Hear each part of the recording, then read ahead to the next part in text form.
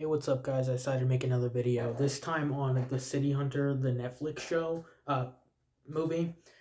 It feels weird every time I make a video, and I'm like, this day talk about this, and I don't have anything to pull up. I feel like I usually like having some physical to pull up.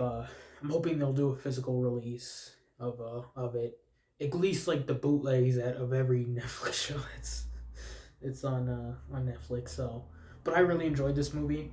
Surprisingly, it's the first live action adaptation in Japan. Besides, discounting the Angel Heart live action show, which you can count that, you can not count that. I'm gonna not count that. I don't know. Actually, I feel like I should count it, but either way, um, no, I shouldn't because it's two separate timelines. So no. Anyway, so I really enjoyed this movie. It was really, really good.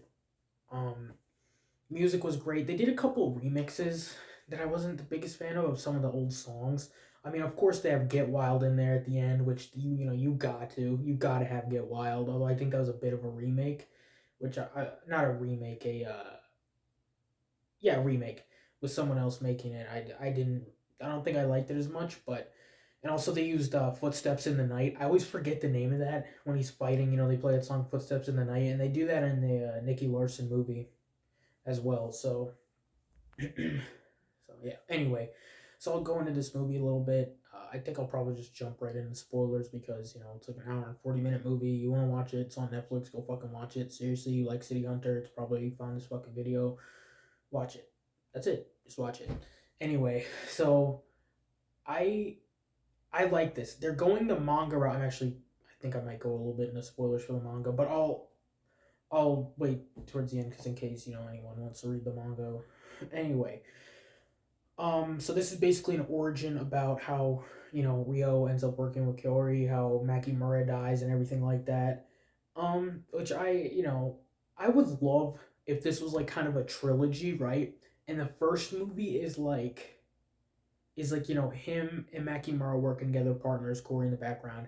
Then second movie he dies, so that way we can get a bit more emotional. Like the first like 10-15 minutes he's in it. I think I didn't exactly time it, but and he like their relationship is absolutely great. So I'll love more of that. That's something at least in the original City Hunter we got that for a little bit. A couple episodes, nothing too huge, but a little bit more. That's where I'm saying like they should have mixed in some Angel Heart stuff where it could have been like they all knew each other before. Although I would prefer it still in this one that he's still the original City Hunter, not Makimura. So anyway, um, so it's basically that origin. How he dies, who killed him, why Corey wants to work with him. It's great. It's great. The fight scenes are pretty good. I've enjoyed it. I was reading a little bit, and I kind of agree. I didn't really think of this until someone pointed it out, but the sexual Rio, like how crazy he gets, is kind of toned down, which I didn't really notice it until somebody mentioned it. So it's not that bad. But it's just not as physical. Like he's not grabbing people anymore, which makes more sense. You cannot get away with that shit today. But other than that, I think he's pretty close um, to what he is in the uh, anime manga. And I think that also Kaori, she's a little bit off. She's a little bit different. But someone else also mentioned like another comment I read was like I think if we get a sequel, it'll be more closer to that because in this they're just kind of getting to know each other and there is that relationship there still, but it's not as it's not the same as the anime, not yet. So I'm hoping if they make a sequel, I already said I'm gonna talk about spoilers, so I think that they're teasing a sequel already. At the end, there's like an XYZ at the end credits, um, which they also did for Shinjuku Private Eye, which led into Angel Dust, which this also leads into. This also has to deal with Angel Dust, so it seems like they're going the original manga route of Rio and Angel Dust and the guy. I forget his fucking name because I read the manga, and that's he's only in the manga. Uh, so anyway, so yeah, that was so it seems like they're setting up that. I hope it does well enough to do that. I think it. Okay, I don't want to say I think it will because it probably won't, but I hope it will because there's some Netflix movies like Japanese ones like anime that I haven't even seen, and I'm like, oh, they made a sequel to this? Like they did this? Like I think it was what was it? Kenshin, the samurai.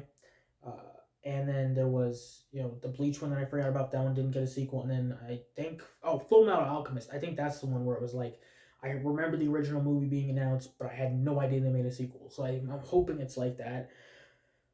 I'm really hoping because I really enjoyed this once again. I'm gonna have a little bit of a complaint here. Now, this is a petty ass complaint, super petty, right? But Rio does not like his jacket. Okay, I'm gonna have two petty ass complaints, maybe more if I think of them. But Rio's like jacket, first of all, it's too long, like it's too wavy. It's like a trench coat. That ain't it. And then his shirt has like this kind of collar, like like a sweater type deal, and I don't like that. Now, once again, that is petty as fuck, and I can admit that. Just something I noticed, and I was like, I don't really like that, but you know, either way, yeah. So as I said, the plot's just basically revolving around that, um, and who's injecting people with this angel dust, and what it does to people, and it like I said, it's basically completely like the manga, and they even have a glimpse of a flashback to Rio getting injected with it, which okay, well, I guess I just kind of got into a spoiler there. Back it up a little bit. Spoiler for the manga. I'm jumping into that now, where Rio gets injected with the angel dust by his mentor father figure. I fucking forget his name, dude. He's not. He only appears like at the end of City Hunter the manga. So anyway, so yeah, um, I did I do think they're going that route. They actually show him as a child in that one, which I was a bit surprised because I remember that when Umibozu mentions it, because that's how he gets blinded, which I love that too that they did that. But I was also thinking of something. I'm going off on a little bit of tangent, but I was also thought of how when Kyori asks, Umibozu is, you think Rio was a mercenary? He's like, who knows? But he did know. So I think that was just because they didn't write it yet, or maybe he was just being, like, oh, like, that's his story to tell. Either way. But so that's basically what they're doing, and they have to protect this influencer model type cosplayer type deal who got injected with it. She's the only one who doesn't go crazy and can survive it. So that's that's basically the plot. Trying to protect her. They go to this cosplay convention where there's this epic fucking fight scene. This shit was clean as fuck. Where they're fighting on the stage. He's fighting with this woman, and everyone thinks it's like a stage show, and he's they're fighting, and that fight scene was pretty sick, especially like towards the end when he's like kind of beating her ass, and she's about to inject herself with the angel dust, and then Rio like shoots her with the knockout syringe thing that he gets shot with. Wait, that fight scene, like in the beginning, I was like a little disappointed because of what he's wearing. He looks like a fucking cowboy, and he got a horse, like, you know, if you've seen a movie, like it's just hard. It's fucking hard to explain. It's weird as fuck. But he got like the horse, like he's riding a horse, but it's like where his dick would be. So it's like they even kind of joke around with that with how they're doing it. Or it's supposed to, either way. But it keeps like he just keeps dodging the syringes and then getting hit there, so that it goes into the plastic horse or whatever. So he throws that at her. That was pretty sweet. And then, when that fight scene was just really fucking cool. I actually thought the big bad was going to be the cop, the detective guy, from the beginning. Because he already gave off that kind of douchebag vibe. But also, like, I was wrong in that sense. He was corrupt, but he wasn't a member of that. And he ends up dying. So, it's like, whatever. I guess no harm, no foul. Uh, but, uh, but yeah, so that was something I was really like, oh, I got that, and I didn't get it. So I'm willing to admit I was wrong on that one, although he was corrupt. So I'm gonna take a little bit of a point there, not a full point, but maybe a quarter. Jesus. Anyway, so yeah, that was pretty sweet. That was probably maybe my favorite fight scene in the movie. Fist fight scene at least. Like the gun fights in this movie were also pretty cool.